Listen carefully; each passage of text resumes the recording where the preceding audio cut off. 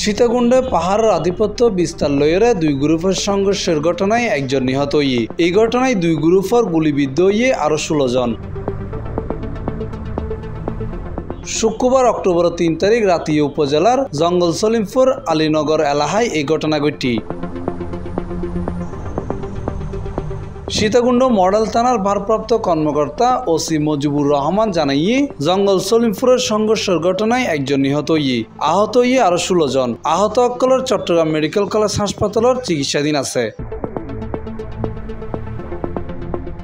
হৈরাহি গত আগস্ট 30 তারিখ চট্টগ্রামের সীতাকুণ্ডর জঙ্গল সলিমপুর এলাকায় একখান দেশীয় অস্ত্র তৈরির কারখানার সন্ধান পাইল যৌথ বাহিনী এন্ড অভিযান চালাইয়ে 6 দেশীয় আগ্নেয়াস্ত্র, 40 রাউন্ড কার্তুজ, ধারালো অস্ত্র, 2 ওয়াকিটকি ও অস্ত্র তৈরির বিভিন্ন সরঞ্জাম উদ্ধার করা হইয়ে অভিযানত আটক করা হইয়ে 7 জনরে।